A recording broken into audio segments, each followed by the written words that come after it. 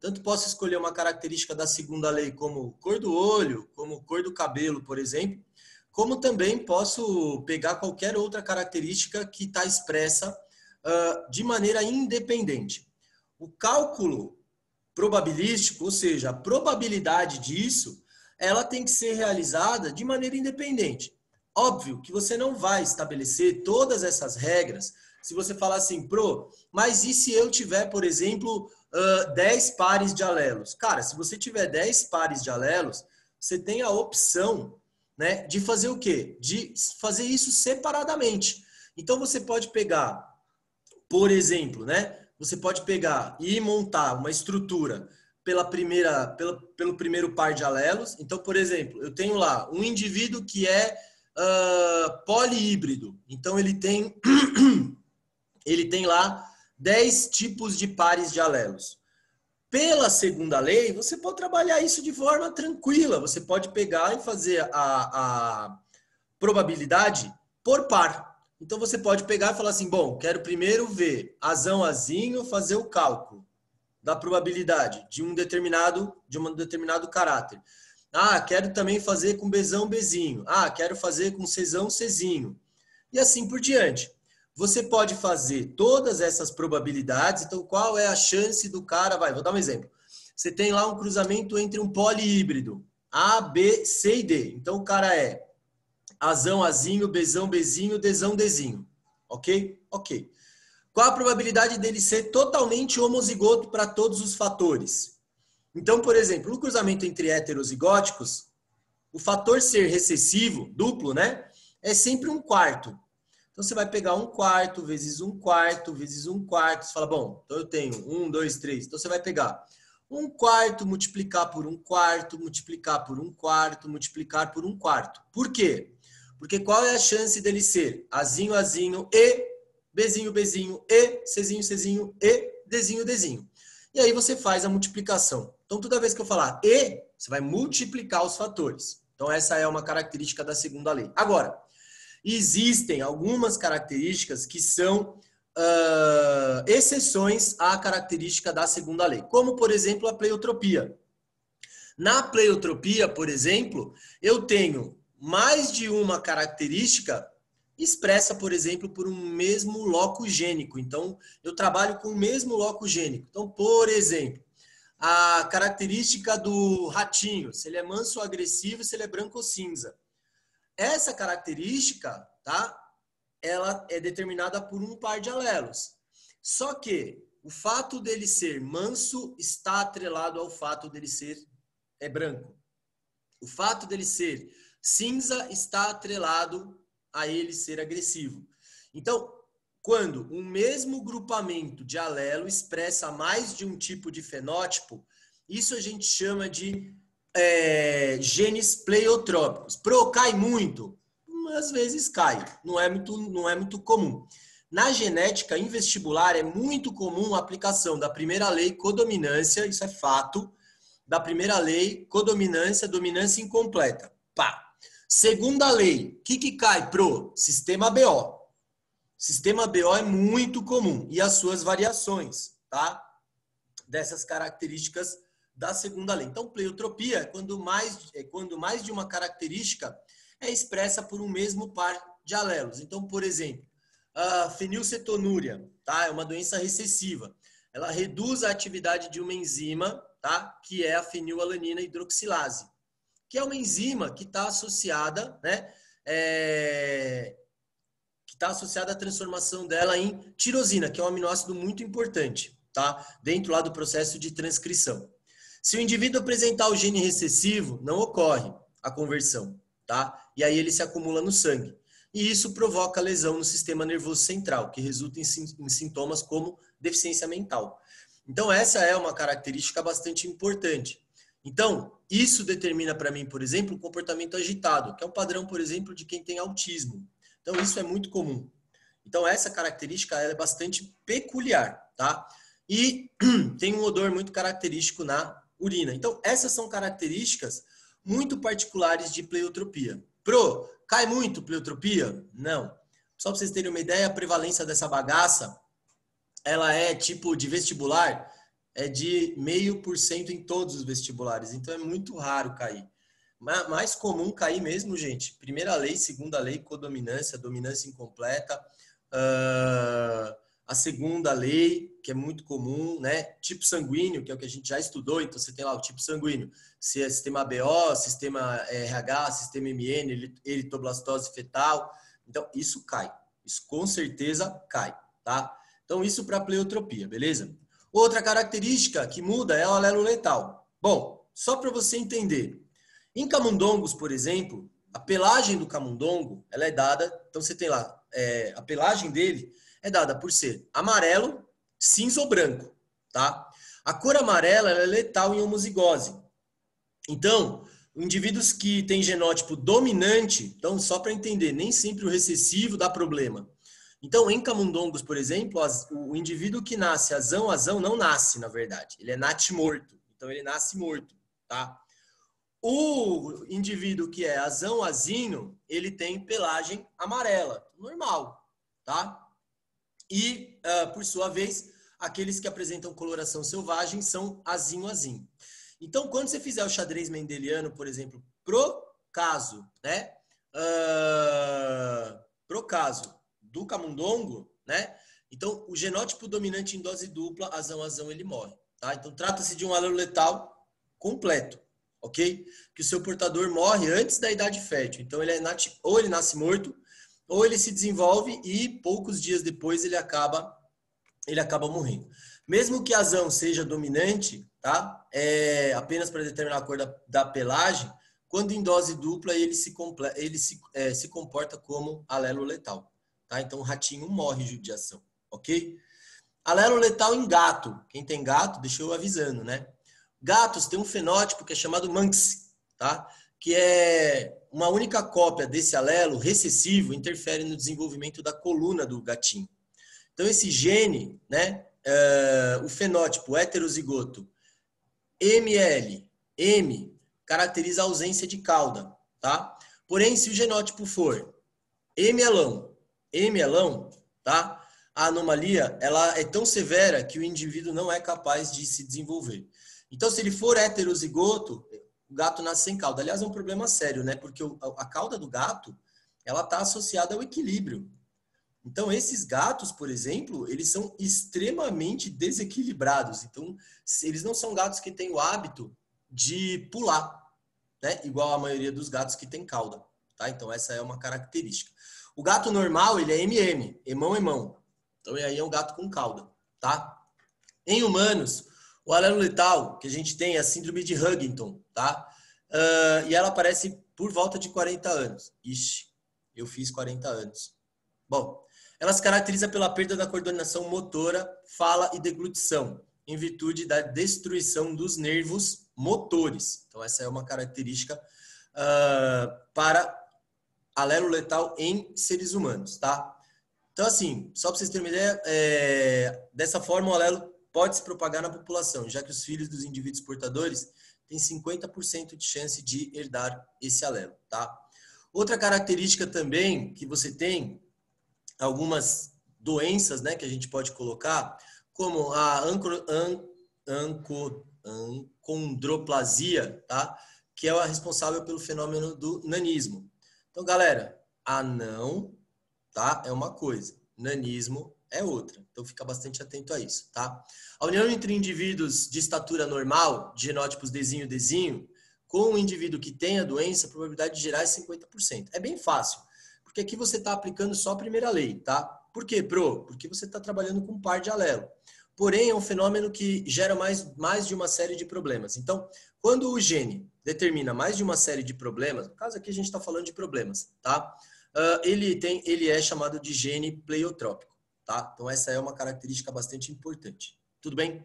É bem tranquilo, tá? Essa parte de pleiotropia alelo letal, quando você pensar em alelo letal, uma coisa que é importante. No xadrez mendeliano, você não pode considerar essa probabilística. O que significa isso? Se você faz o cruzamento, por exemplo, de um indivíduo que é azinho com um indivíduo que é azinho, o que acontece? Se eu falar para você que o azinho é letal, você não pode colocar a probabilidade dele. Então, a probabilidade dele, que num indivíduo normal, num cruzamento normal, era 1 em 4, você vai reduzir isso para apenas 3 genótipos possíveis. Então, a sua probabilidade, por exemplo, ela vai ser dada apenas para genótipos possíveis, em que o indivíduo está vivo. Então, quando você fizer o xadrez mendeliano, você desconsidera esse indivíduo. Essa é uma característica que você não pode esquecer. Porque senão você acaba errando. Você fala assim, ah, mas é 1/4. Não, não é 1/4, porque o alelo é letal. O bicho morre. Então, não é 1/4. Tá? Então, a chance dele viver é 2/3, por exemplo, para ser heterozigoto, tá? Que é azão-azinho. E para ele ser homozigoto dominante é 1/3. Então, você vai reduzir essa probabilidade. Por quê? Porque o bicho morre. Então, pelo amor de Deus, não esquece disso. É uma característica em pleiotropia que é muito importante e em alelo letal também, tá? Outro fator importante, aí já entrando no capítulo 41, é o que a gente chama sobre interação gênica. Eu amo interação gênica, tá? O que significa interação, tá? A interação entre 2 ou mais genes localizados em um cromossomo não homólogo. Primeiro, o que é um cromossomo não homólogo? Galera, lá, quando a gente estuda o cromossomo, você tem, por exemplo, um par de cromossomo que é assim. Então, o cromossomo, ele tá bonitinho desse jeito, ó. Opa, foi. Então, ele tá assim. Isso são cromossomos homólogos, porque eles têm a mesma estrutura. No caso da interação gênica, é entre cromossomos não homólogos. Por exemplo, eu tenho lá um problema no cromossomo 8 e um problema no cromossomo 10. Só que o cromossomo 8 e o cromossomo 10, eles interagem para essa característica. Então, há interação entre 2 ou mais genes localizados em cromossomos não homólogos, produzindo uma determinada característica, tá? Entre elas, a que mais cai é pigmentação, gente, tá? Dentro dessas interações gênicas mais simples, tá? A primeira é chamada de epistasia. Bom, até agora, você viu que se você tem um alelo para a primeira lei, se ele é dominante, ele se expressa. Se ele é recessivo, só em homozigose. Na epistasia é diferente. Na epistasia, o que acontece? Aquele indivíduo que tem, por exemplo, um alelo, tá? A gente está trabalhando com 2 pares de alelos, tá? Então, por exemplo, eu tenho lá o alelo azão determina a cor azul. Beleza? O alelo azinho permite a cor. Então, o alelo azinho permite a cor. Eu tenho o alelo bezão, que determina a cor preta. E eu tenho o alelo bezinho, que determina a inibição. Tá? Então, o que acontece? Se o cara tiver azão, azinho, bezão, bezinho, normal. O bicho ele vai interagir. A cor A e a cor B, né? O azul e o preto vão, por exemplo, interagir. E ok. Se tiver só azão, azão, expressa a cor, né? Expressa a cor azul. Se tiver bezão, mas não tiver azão, porque permite a cor, o cara vai ser preto. Agora, se eu tiver bezinho, bezinho, o bezinho, bezinho, ele vai inibir todas as cores. E aí o indivíduo, por exemplo, vai ser branco. Tá? Então, a epistasia, ela é um fator em que pode ser dominante ou recessiva, tá? Então, o indivíduo, se ele tiver um alelo, como por exemplo, se a epistasia for dominante, inibe todas as outras, tá? Então, na epistasia dominante, o alelo tem efeito apenas por uma ação. Então, ele atua dessa forma. Se ele for recessivo, só atua em duplicidade. Então, se eu tenho lá uma característica, tá? Se o indivíduo é... Aí vale para os 2 fatores, tá? Você pode inverter. Por exemplo, o cara é azul e o azinho é branco. O bezão inibe. E aí eu tô falando de dominância, tá?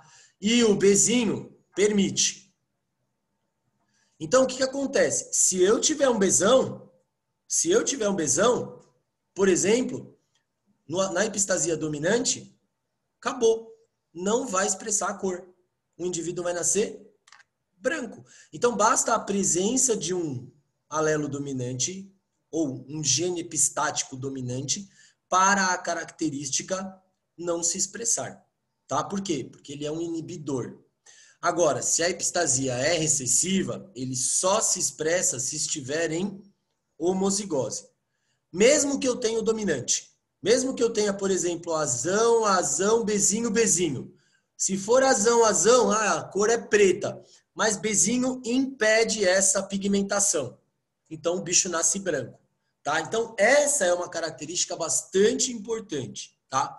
E aí você tem alguns exemplos. Então, por exemplo, vou dar um exemplo aqui que a gente tem na apostila. A determinação do padrão de pena da galinha. Tá? É um exemplo de epistasia dominante. Então, presta atenção. O alelo cesão, ele coloca para mim pelagem colorida. Então, a galinha é colorida. Ok? E a plumagem cesinho, branca. Ok? Em outro par, o gene isão é responsável pela inibição. Então, inibe a coloração. Enquanto o gene izinho permite a expressão. Então, permite a expressão. Ok? Então, gente, se eu tiver um indivíduo que é cesão, cesinho, isão, qualquer coisa, eu já sei que o indivíduo vai nascer branco. Então, o indivíduo vai nascer branco porque ele tem um isão. Então, o isão ele é epistático dominante. Aí você fala, pro, como é que eu, indivíduo mortal, né, com essa toda a inteligência que eu tenho, sei que o gene é epistático ou não? Você vai saber que o gene é epistático quando você ler no exercício a palavra inibição. Então, se você está lendo que a palavra é inibição, você já sabe que esse indivíduo ele é epistático.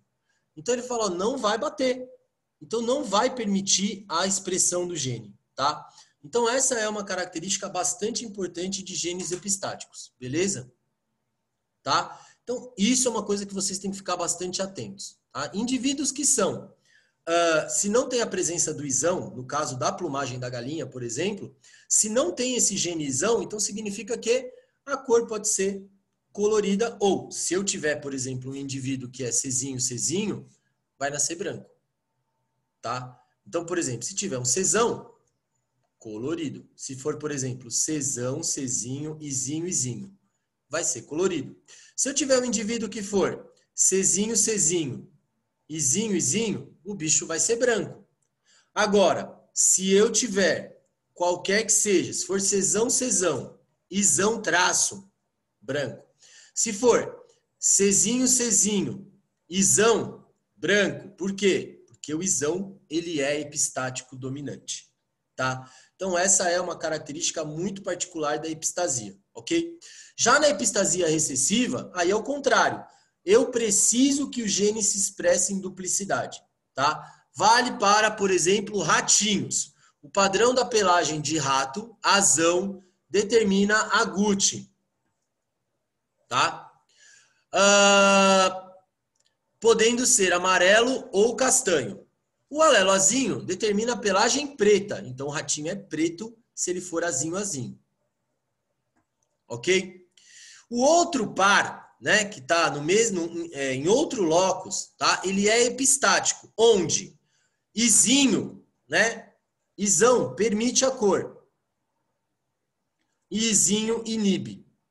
Agora, só vai se manifestar se eu tiver izinho, izinho. Se não tiver izinho, izinho, ele não vai se manifestar, tá? Então, lembrando que a epistasia recessiva, eu preciso estar em dupla. No caso da epistasia dominante, aí não tem como, tá? Então, basta apenas um alelo grandão, basta um alelo dominante, isão, no caso dessa história que eu acabei de contar, para determinar essa característica. E outro detalhe, a epistasia, ela arrebenta com a segunda lei. Por quê? Na segunda lei, se eu pego indivíduos que são azão, azinho, bezão, bezinho, cruzado com azão, azinho, bezão, bezinho, que seria a geração F1, que é a geração que vem dos pais, o cruzamento entre elas, o normal é gerar para mim uma proporção 9 para 3, para 3, para 1. São 16 genótipos diferentes. Porém, que se expressam de formas diferentes. Então, eu tenho 16 genótipos, 9 são dominantes, né? 9 tem uma característica, 3 outra, e 1 é o todo recessivo. Na epistasia, eu tenho variações nessa proporção. Eu tenho, por exemplo, 12 para 3, para 4, para 1, por exemplo. Então, você tem alteração nesse padrão. O que eu recomendo a vocês quando estiver fazendo um exercício de epistasia? Vai atrás do alelo epistático. Então, guarda a informação. Você fala, bom, eu sei que o bicho é isão. Então, se for isão, inibe. Então, se inibir, ele já é totalmente diferente. Ah, beleza. Olha se ele é recessivo. Olha, onde eu encontrar isinho, eu já sei que ele não tem cor, por exemplo. Onde eu encontrar isão, eu já sei que ele não tem cor. Então, vai atrás do epistático.